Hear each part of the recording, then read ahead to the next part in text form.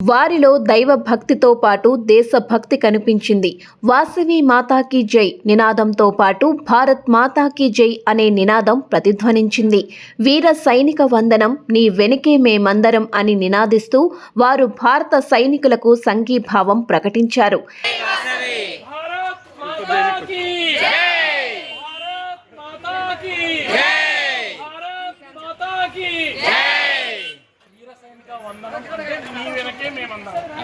వీర సైనిక వందనం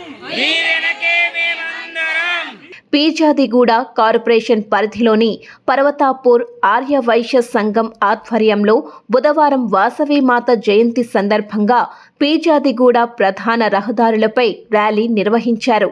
ఆపరేషన్ సింధూర్ పేరుతో భారత్, పాకిస్తాన్లోని ఉగ్రవాద స్థావరాలపై దాడుల నేపథ్యంలో వారు తమ దేశభక్తిని చాటడం, సైనికులకు మద్దతు పలకమనటం పలువురిని ఆకట్టుకుంది, ఆలోచింపజేసింది.